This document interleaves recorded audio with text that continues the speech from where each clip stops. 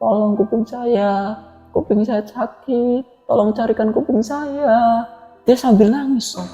Dan setelah wanita ini berhenti bicara, dia membuka kupingnya, membuka tangannya dari kuping.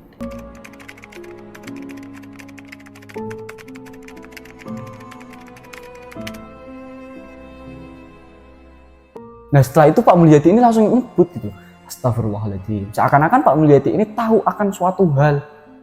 Di situ si sopir ini penasaran, loh kenapa Pak, ada apa? Pak Mulyadi ini menjawab, udah Mas, sekarang Masnya pulang saja, Masnya kembali, udah nggak ada yang namanya Kuntisari di sini, udah Masnya pulang aja, kembali aja. Bismillahirrahmanirrahim. Assalamualaikum warahmatullahi wabarakatuh. Om Swastiastu, Namo Buddhaya, salam kebajikan, salam. Kembali lagi bersama saya di sini, Muhammad Reza Maulana, yang akan membawakan sederet kisah mistis yang dapat membuat bulu kuduk Anda sebuah berdiri. Dimana pada kesempatan kali ini saya akan membawakan sebuah kisah nyata yang dikirim langsung oleh salah satu viewers SMK Misteri, yaitu Pak Mulyadi. Jadi buat kalian semua yang penasaran dengan kisah ini, jangan lupa untuk tekan tombol subscribe-nya, nyalakan notifikasi loncengnya, dan share sebanyak-banyaknya ke teman kalian supaya channel ini semakin berkembang. Dan jangan lupa juga untuk kalian follow akun TikTok kami, yaitu SMG Misteri 07.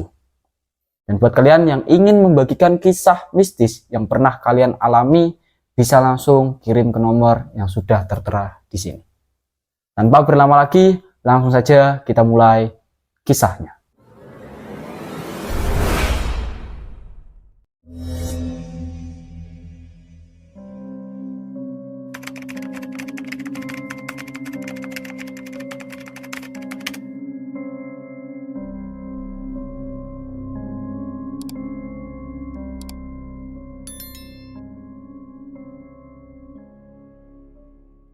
Pada kesempatan kali ini, saya akan memperkenalkan kalian semua kepada salah satu sosok, di mana beliau ini kita sebut saja namanya Pak Mulyadi. Pak Mulyadi ini adalah seorang kepala rumah tangga yang bekerja di salah satu showroom motor yang berada di Kabupaten Pemalang.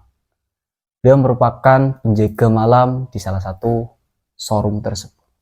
Dan dari sinilah kisah mistis yang beliau alami dikirimkan kepada kami.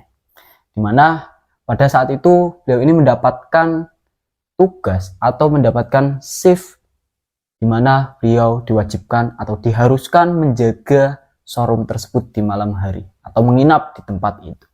Nah, sebenarnya ada dua orang atau dua pekerja yang bekerja sebagai penjaga malam. Namun pada kali ini adalah jadwal atau adalah giliran dari Pak Mulyadi ini untuk menjaga showroom tersebut di malam hari. Tibalah malam pun tiba, dimana pada saat itu Pak Mulyadi ini yang sedang mencoba mengecek CCTV yang berada di ruangan CCTV. Dia dikagetkan dengan salah satu motor yang pada saat itu bagian stangnya itu tiba-tiba bergerak sendiri ke kanan dan juga ke kiri. Nah, disitulah Pak Mulyadi ini penasaran. Kemudian Pak Mulyadi ini turun dari ruangan CCTV menuju gudang di mana tempat untuk menyimpan motor-motor yang baru datang dan yang akan dijual besok hari. Nah, setelah Pak Mulyadi ini mengecek bagian gudang tersebut, Pak Mulyadi ini mendengar suara yang mungkin tidak asing suaranya untuk kita semua. Suara starteran motor atau suara mesin motor yang menyala. Namun perlu kalian ketahui bahwasannya biasanya kalau di showroom, apalagi ini showroom besar, itu ketika motor yang belum laku atau motor yang sudah berada di gudang itu akinya dilepas. Dan pada saat itu di showroom tersebut di mana tempat Pak Mulyadi ini bekerja, aki pada setiap motor ini sudah dilepas. Namun aneh ketika salah satu motor di situ berbunyi, seakan-akan ada yang menyalahkan. Tapi kalau dinalar pakai logika ini tidak mungkin gitu sob. Nah, setelah mendengar suara tersebut Pak Mulyadi ini penasaran, dia cek dan dicari mana, karena banyaknya motor di sana dia pun kebingungan yang mana ini yang bunyi. Nah, setelah itu dia mencari-mencari tidak menemukan. Nah, setelah dia merasa kesal dengan pencarian tersebut, dia kembali lagi dia kembali lagi menuju ruang CCTV. Belum sempat dia duduk di ruang CCTV, dia kembali mendengar suara klakson motor yang sangat jelas sekali terdengar di ruangan tadi atau di gudang tadi. Sangat jelas sekali terdengar. Mungkin suaranya seperti ini. Manjir, suaranya manjir gitu loh. Nah, setelah itu dengan kerutuan kesalnya, karena jarak antara gudang tadi ke ruangan CCTV itu lumayan dekat. Jadi kalau Pak Mulyadi ini teriak, akan kedengeran di gudang tadi. Nah, Pak Mulyadi ini dengan rasa kesalnya dia teriak, "Woi, berisik, saya mau istirahat." Dan seketika suara yang tadi berisik sekali tiba-tiba berhenti gitu loh. Seakan-akan suara ini ketakutan dengan hentakan Pak Mulyadi. Tiba-tiba berhenti, tep, dan senyap gitu saja. Nah, dari sinilah Pak Mulyadi pun merasa ada yang janggal, wah, dia nggak beres nih. Tapi ya sudahlah, mau gimana lagi. Nah, setelah itu Pak Mulyadi pun istirahat. Dia istirahat, dan karena memang Pak Mulyadi ini dituntut untuk selalu bangun pagi. Pak Mulyadi ini diharuskan bangun pukul 7 dan setengah 8 itu gerbang atau pagar dari showroom tersebut harus sudah terbuka karena mengingat bahwasannya pegawai di sana masuk pada pukul setengah 8. Nah, setelah itu Pak Mulyadi pun istirahat di kamar yang sudah disediakan atau biasa mungkin kita sebut sebagai mes gitu ya. Nah, dia pun istirahat. Setelah dia istirahat, dia tiba-tiba bangun, dan ketika dia melihat jam, itu tepat pukul setengah 5 pagi. Dia bangun, dan dia terbangun ini tidak lain dan tidak bukan karena dia mendengar ada suatu suara, di mana suara tersebut merupakan suara gedoran dari pagar atau dari gerbang depan. Nah, merasa kesal dong Pak Mulyadi ini. Siapa sih pagi-pagi ini udah datang, udah gedor-gedor. Dia keluar dari tempat di mana dia tidur. Dan dia keluar menuju ke gerbang depan. Dia buka tuh gerbang, Nah, disitulah dia melihat seorang pegawai wanita yang sudah berdiri membelakangi pagar menghadap ke jalan. Tepat di depan jalan, tepat di depan showroom atau tempat di mana Pak Mulyadi ini bekerja, itu depannya perlu kalian ketahui bahwasanya depannya itu salah satu jalan pantura, jalan raya, dan ada jembatan yang memang terkenal angker karena sering sekali terjadi kecelakaan di sana. Sering sekali, bahkan hampir setiap minggunya. Dan bukan sekedar kecelakaan ringan. Hampir setiap kecelakaan itu selalu memakan korban jiwa. Dimana pada saat itu ada seorang wanita yang datang pagi hari, mungkin sekitar pukul setengah 5. Setelah dibukakan gerbang tersebut, Pak Mulyadi ini kaget, loh, kok sudah berangkat jam segini? Dia colek tuh cewek, "Neng, jam berapa kok udah berangkat?" Nah, dengan menunduk, wanita ini hanya menjawab, "Iya Pak, takut kesiangan." Nah, setelah itu Pak Mulyadi ini merasa, ya udahlah, biarin aja. Dia suruh masuk, ya udah masuk aja. Nah, setelah itu Pak Mulyadi kembali menutup gerbang, tapi tidak dikunci. Nah, setelah itu karena Pak Mulyadi ini merasa, kan udah ada yang berangkat, jadi nanti udah ada yang bisa bukain gerbang. Ya udah, saya mau tidur lagi, mau istirahat. Dia bilang sama cewek itu, "Neng, nanti saya mau istirahat. Kalau misalkan saya kesiangan, tolong dibukain gerbangnya ya, supaya yang lain bisa masuk." Dan dengan cuek, wanita ini hanya menganggukkan kepalanya tanpa memperlihatkan wajahnya gitu loh. Tapi Pak Mulyadi ini sebenarnya sudah tahu, sudah apal dengan wanita tersebut. Yang Pak Mulyadi lihat ini, wanita tersebut adalah salah satu pegawai atau dari admin dari showroom tersebut, bagian mencatat. Pak Mulyadi sudah tidak asing dengan wanita tersebut. Nah, setelah itu Pak Mulyadi pun kembali istirahat. Dia istirahat, dan tepat pada pukul setengah 8 pagi, Pak Mulyadi ini bangun. Dia bangun, dan dia terbangun, dia lihat jam, sudah setengah 8. Dia bangun, dia beres-beres, dia pakai bajunya atau baju seragamnya. Nah, setelah itu dia ngecek ke kantor. Nah, dia ngecek ke bawah, dia cek. Ternyata pada saat itu Pak Mulyadi ini tidak menemukan satupun orang yang sudah berada di sana. Padahal perlu kita ingat bahwasannya sebelumnya, tepat pada pukul setengah 5, Pak Mulyadi ini sudah membukakan pintu untuk salah satu pegawai yang ada di sana. Namun di situ pada pagi harinya, jam setengah 8, ketika Pak Mulyadi ini bangun, dia tidak menemukan siapa-siapa di sana. Nah, setelah itu Pak Mulyadi ini semakin penasaran dong. Dia cek gerbang, keluar dia dari kantor. Dia keluar ke depan gerbang, dan posisi gerbang itu masih tertutup rapat, sob. Masih tertutup rapat. Nah, kemudian ya sudah, Pak Mulyadi pun hanya, ya udahlah, biarin, mungkin saya hanya mimpi gitu loh. yang ada di pikiran Pak Mulyadi, mungkin Pak Mulyadi ini hanya bermimpi tadi pagi ada yang sudah berangkat. Saking semangatnya mungkin Pak Mulyadi. Sudah dibukakan, gerbang dibukakan, dan tidak selang beberapa lama banyak pegawai-pegawai yang datang. Satu persatu mulai masuk kerja, dan pada saat itu juga ya sudah, pekerjaan berjalan dengan lancar, dengan semestinya, dan tepat pada pukul 11 lebih 50 menit atau kurang beberapa menit saja sebelum azan zuhur berkumandang, seluruh pegawai ini dikagetkan, sob. Mereka ini dikagetkan dengan salah satu bunyi yang sangat keras sekali. Bunyi itu seperti bunyi dentuman yang berasal dari jalan atau dari jembatan yang tadi saya bilang. Nah, ternyata pada saat itu ada sebuah kecelakaan besar, di mana kecelakaan ini melibatkan satu unit mobil pribadi dan juga 2 kendaraan roda 2 atau motor. Nah, disinilah kecelakaan tersebut memakan korban jiwa. Satu orang lelaki mungkin usianya sekitar 30 tahun. Pria itu tewas di tempat. Nah, setelah kejadian tersebut, hanya selang beberapa menit pada saat tepat sekali di mana adzan zuhur ini berkumandang, tiba-tiba ada salah satu pegawai dari showroom itu yang mengalami gangguan mistis, yaitu kesurupan. Nah, dia ini kesurupan tepat sekali pada waktu adzan zuhur berkumandang. Dia kesurupan, benar-benar kesurupan dengan isak tangisnya yang sangat aneh sekali.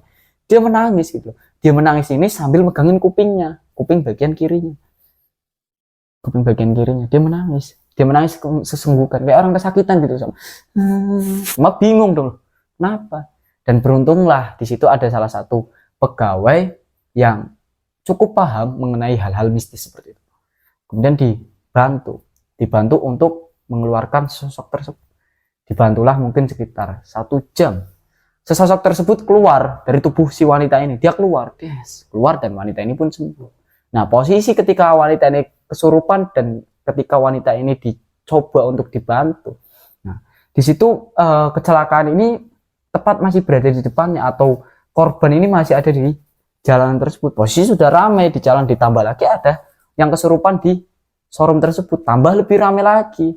Orang langsung bertanya-tanya, apa yang terjadi? Ini sebenarnya ada apa sih? Kok ada yang kesurupan, ada yang kecelakaan? Nah, disitulah setelah wanita ini sadar dari gangguan mistisnya. Nah, orang yang tadi membantunya untuk mengeluarkan sesosok makhluk tersebut mengatakan ke atasannya atau ke kepala pos. Dia bilang, "Pak, ini kayaknya kok ada yang aneh." Nah, setelah itu si kepala pos ini hanya menjawab, "Loh, aneh maksudnya gimana?" Nah, dia pun menjelaskan, "Ini kayaknya kok ada yang janggal, Pak. Karena yang saya ketahui, sesosok wanita atau sesosok makhluk yang memasuki tubuh wanita ini itu merupakan salah satu korban dari kecelakaan di depan sana." Nah, dari situ Bapak Kepala Pos dan orang-orang yang lain di sana itu langsung beranggapan, apa mungkin itu korban yang tadi atau yang masih di depan itu? Nah, si orang lelaki ini atau pria ini yang tadi menyembuhkan itu berkata, "Bukan, Pak. Bukan. Karena yang saya lihat dia ini sudah lama, meninggalnya sudah lama. Jadi tidak mungkin kalau misalkan orang yang tadi menjadi korban kecelakaan." Nah, dari situlah mereka pun penasaran. Di sela obrolan mereka terdengar nih suara ambulan dan mobil polisi dari jauh. Terdengar, tapi nggak nyampe-nyampe. Padahal sudah jelas sekali terdengar, tapi tidak sampai-sampai. Nah, setelah kejadian tersebut, semua pegawai di showroom itu keluar dari tempat kerjanya. Dia keluar mengecek keadaan di jalanan. Nah, disitulah dia bertemu dengan sesosok pria atau supir dari mobil pribadi tersebut. Dan pada saat itu Pak Mulyadi ini mempertanyakan ke si sopir ini, apa yang sebenarnya terjadi, kok bisa sampai kecelakaan seperti ini, apalagi menelan korban jiwa. Nah, si sopir menjelaskan, "Gini, Pak, sebenarnya tadi itu saya ketika menyetir, saya itu melihat seorang bocah, itu mungkin usianya sekitar 3 tahunan yang tiba-tiba nongol di depan mobil saya, Pak. Saya kaget, saya langsung banting setir." Nah, tidak tahunya saya membanting setir, dan ketika saya banting setir itu tiba-tiba rem saya blong. Padahal dari rumah itu sudah saya cek, Pak. Benar-benar sudah saya cek kondisi mesinnya. Karena saya perjalanan jauh, Pak. Saya perjalanan jauh. dari Tegal ke Semarang. Jadi sudah pasti saya cek terlebih dahulu dan tidak ada masalah. Tapi setelah sampai sini kok tiba-tiba rem saya belum. Nah, setelah itu Pak Mulyadi ini berkata, ya udah Pak, saya percaya bapaknya orang jujur. Saya percaya bapaknya bakal tanggung jawab. Dan nanti ketika polisi datang, ketika bapak ini diinterogasi, tolong bapaknya kooperatif. Nah setelah itu si bapak tuh langsung mengiyakan, iya Pak, saya janji saya bakal kooperatif. Karena saya sendiri merasa kaget gitu loh.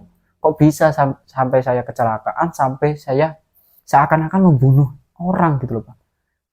Si bapak ini sambil nangis bilang gitu, so. Dia sambil nangis karena mungkin kaget dan posisinya panik karena korban yang tertabrak atau yang mengalami kecelakaan ini salah satunya ada yang meninggal di tempat, mati gitu, wafat dia. Nah setelah itu polisi pun datang dengan ambulan, datang tibalah di sana, maka dibawalah sopir tadi, kemudian juga jasad dari korban dan juga salah satu dari pengendara motor lain yang menjadi korban. Nah, kemudian ada juga satu dari pegawai di showroom tersebut yang dibawa karena untuk menjadi saksi mata dari kejadian tersebut. Nah, setelah dibawa, setelah ambulan dan juga mobil polisi ini semakin menjauh dari tempat lokasi kejadian tadi. Nah, Pak Mulyadi ini dari kejauhan melihat seorang anak kecil yang ciri-cirinya itu hampir sama sekali dengan apa yang sebelumnya diceritakan atau diberitahu oleh sopir mobil pribadi tadi. Anak kecil. Dia ini tertawa menghadap mobil ambulan yang melewatinya. Dia tertawa seakan-akan dia itu puas dengan apa yang barusan terjadi gitu loh sob. Nah dari situlah Pak Mulyadi ini seakan-akan ya sudah terjadi, mau gimana lagi. Sekalipun Pak Mulyadi ini mau cerita ke orang lain, belum tentu orang tersebut akan percaya. Apalagi kalau misalkan Pak Mulyadi ini menceritakan kepada pihak berwenang atau kepolisian. Karena setahu saya pribadi Kak, bahwasanya pihak berwenang itu tidak menanggapi hal-hal mistis, hanya hal-hal yang bisa dilogis gitu loh. Jadi seperti itu. Nah, setelah itu Pak Mulyadi dan teman-teman pekerja lainnya pun masuk dan melanjutkan aktivitas seperti tadi. Nah, tidak terasa mereka bekerja tiba pada pukul 5 sore. Di mana pada pukul 5 sore itu waktunya pegawai untuk pulang.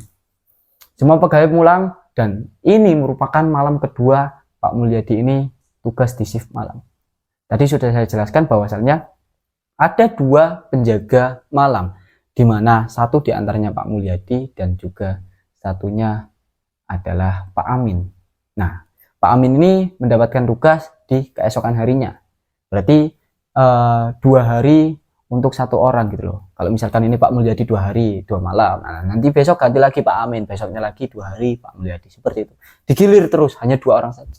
Nah ini merupakan malam kedua Pak Mulyadi. Nah ternyata pada saat itu tepat pada malam Jumat, waktunya azan maghrib berkumandang. Nah disitulah Pak Mulyadi ini kembali mengalami gangguan mistis. Setelah Pak Mulyadi ini beres-beres kemudian menata ruangan, dia masuk untuk mengecek gudang yang sebelumnya saya jelaskan sebagai tempat menaruh kendaraan roda 2 yang akan dijual. Nah di situ itu Pak Mulyadi ini tiba-tiba kaget, lampunya padam. Ruangan tersebut lampunya padam, benar-benar padam, tidak terlihat apapun. Dan ketika lampunya ini nyala kembali, dari kejauhan Pak Mulyadi ini melihat sesosok wanita yang pada saat itu wanita ini wajahnya pucat dengan rambutnya terurai, mungkin panjangnya sekitar segini ya, panjangnya segini. Nah wanita ini menangis sesenggukan sembari memegang telinga bagian kirinya, sama seperti ketika tadi seorang wanita atau pegawai wanita yang kesurupan di sana itu sama, dia megang gitu. Nah terus Pak Mulyadi ini bingung dulu, siapa? Nah wanita ini nangis, dia nangis. Tolong. Dia bilang, tolong. Pak Mulyadi ini heran loh, apa yang harus saya tolong? Apa yang sebenarnya terjadi? Dan Pak Mulyadi ini karena mungkin penasaran yang begitu besar sih, dia malah bertanya, kamu kenapa? Ada apa? Kamu kenapa? Nah wanita ini dari kejauhan teriak, tolong kuping saya sakit, tolong carikan kuping saya. Dia sambil nangis sob. Dan setelah wanita ini berhenti bicara, dia membuka kupingnya, membuka tangannya dari des. Nah, dari situlah terlihat bahwasalnya kuping wanita ini di bagian kirinya itu sudah tidak ada atau putus. Yang ada hanyalah darah yang menetes, benar-benar terlihat menetes, jelas sekali. Menetes seperti ini. Dari situ Pak Mulyadi ini langsung ketakutan. Dia pun langsung menyebut astagfirullahaladzim. Nah, sembari membaca surat-surat pendek. Dia membaca surat-surat pendek yang ada di Al-Quran. Tidak selang lama, wanita tersebut hilang. Sosok wanita itu hilang entah kemana. Dia hilang dari hadapan Pak Mulyadi ini. Hilang begitu saja. Dan ya sudah. Dengan kejadian tersebut, Pak Mulyadi ini pun merasa agak kurang enak gitu loh. Badannya itu agak kurang fit gitu. Pak Mulyadi pun memutuskan untuk beristirahat lebih awal, lebih sore. Nah, setelah kejadian tersebut Pak Mulyadi ini tidur, istirahat. Nah, setelah Pak Mulyadi ini istirahat, dia tiba-tiba kembali terbangun. Dan pada saat itu, tepat pukul 12 malam atau 12 dini hari. Di mana dia terbangun karena mendengar suara sirine dari mobil ambulan yang sangat terdengar jelas sekali, sob. Jelas sekali. Terdengar suara sirene mobil ambulan yang mungkin mobil ambulan ini kalau misalkan digambarkan ketika Pak Mulyadi ini ada di dalam, kok mobil ambulannya ini suaranya stuck di situ saja. Suaranya itu tidak berpindah-pindah. Kalau misalkan ada ambulan lewat kan otomatis kan semakin jauh semakin mengecil. Nah, dia ini mobil ambulannya ini tetap di sana gitu. Tetap berada di depan kantor ini. Nah, Pak Mulyadi pun penasaran dong. Penasaran, siapa sih jam segini kok ada ambulan? Sirenenya bunyi lagi. Dia keluar tuh dari tempat istirahatnya, dia keluar, dia buka gerbang, dan dia dikagetkan dengan sesosok lelaki atau sopir ambulan ini yang sudah berdiri menghadap pagar sembari memegang HP atau handphone. Jadi ini seakan-akan kayak mengecek alamat gitu loh, sob. Dia menghadap handphonenya seperti ini, dan ketika Pak Mulyadi ini membuka gerbangnya, sopir ini langsung menengok ke arahnya, langsung bilang, permisi Pak. Nah, saya mau tanya. Nah, Pak Mulyadi ini heran loh. Mau tanya apa Pak? Bapak tahu alamat ini? Dikasih HP-nya ke Pak Mulyadi. Coba saya lihat. Pak Mulyadi pun lihat. Dan di sini Pak Mulyadi kaget karena alamat yang tertera di handphone tersebut sama persis dengan alamat showroom itu. Pak Mulyadi ini kaget. Dan seketika Pak Mulyadi ini langsung mempertanyakan apa maksud dan tujuan ada ambulan datang ke sini jam segini. Dia bertanya, loh, memang ada apa ya Pak? Bapak mau ngejemput siapa? Emang ada orang sakit di sini? Pak Mulyadi ini bertanya. Nah, si sopir ini menjelaskan, enggak Pak, saya tadi diminta buat menjemput ibu hamil yang mau melahirkan. Nah, kembali kaget Pak Mulyadi ini. Loh, ibu hamil? Namanya siapa Mas? Nah, dijawab, namanya Sari. Di situ Pak Mulyadi ini semakin penasaran. Kemudian Pak Mulyadi ini tanya lagi, Sari? Si sopir ini dengan refleks langsung menambahi, iya Pak, nama panjangnya Kunti Sari. Iya, Kunti Sari. Memang namanya Kunti Sari. Nah, setelah itu Pak Mulyadi ini langsung nyebut gitu loh. Astagfirullahaladzim. Seakan-akan Pak Mulyadi ini tahu akan suatu hal. Di situ si sopir ini penasaran. Loh, kenapa Pak? Ada apa? Pak Mulyadi ini menjawab, udah Mas, sekarang Masnya pulang saja. Masnya kembali. Udah, nggak ada yang namanya Kunti Sari di sini. Udah, Masnya pulang aja, kembali aja. Nah, di situ si supir ini enggan dong, nggak mau dong, karena ini sebuah tugas. Dia bilang, nggak bisa Pak, kalau gitu nggak bisa, saya hanya menjalankan tugas. Kalau misalkan saya kembali, saya nanti dianggap tidak menjalankan tugas dengan benar. Kalau saya dipecat, Bapak mau tanggung jawab. Dia bilang sama Pak Mulyadi. Nah, dari situlah Pak Mulyadi ini menjawab, gini Mas, saya kasih tahu, saya ceritakan, tapi Masnya jangan kaget. Iya Pak, ceritakan saja supaya saya punya alasan buat laporan ke atasan ketika saya kembali lagi saya tidak membawa pasien yang dimaksud. Nah, dijelaskanlah pada saat itu. Pak Mulyadi ini bilang, memang benar Mas, ini alamat yang sama persis dengan alamat yang ada di handphone Mas. Tapi alamat ini sudah berubah, sudah menjadi showroom. Dan di sini Mas, mohon maaf sekali tidak ada orang hamil. Dan untuk malam ini hanya ada saya di sini Mas yang menjaga. Saya penjaganya. Dan kalau Masnya pengen tahu, mohon maaf sekali Mas, saya beritahu. Sebenarnya memang di sini itu angker. Karena saya sendiri Mas yang hampir setiap malam mengalami gangguan mistis. Jadi kalau misalkan Masnya ini merasa ada yang manggil atau ada panggilan dari sesosok wanita yang mungkin memang minta dijemput untuk melahirkan atau lain sebagainya. Mas, saya kasih tahu, mohon maaf sekali, di sini nggak ada mas yang namanya Sari. Bahkan jangankan yang namanya Sari, wanita pun tidak ada. Mas lihat sekelilingnya, tuh lihat. Di samping kantor ini kebun, sampingnya kebun, nah belakang sawah. Mana ada rumah di sini mas? Logika aja mas. Nah dari pernyataan itulah sopir ini langsung sadar. Oh iya pak ya. Duh gimana ini pak? Ya udah masnya kembali aja. Saya mohon maaf sekali mas ya. Mohon maaf sekali. Masnya jangan dibuat pikiran. Masnya jangan berkendara sambil memikirkan hal tadi. Apalagi masnya sampai merasa kesal dengan hal tadi.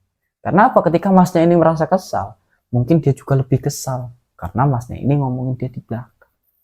Situ Pak Mulyadi ini menjelaskan. Nah, sopir ini langsung menjawab, iya Pak. Makasih banyak Pak ya udah ngasih tahu saya Pak. Mohon maaf sekali Pak saya ganggu waktunya. Iya Mas nggak apa-apa. Nah setelah itu sopir ini kembali dong. Dia kembali ke tempatnya atau kembali ke rumah sakit. Yes, dia kembali. Pak Mulyadi ini kembali masuk ke dalam showroom.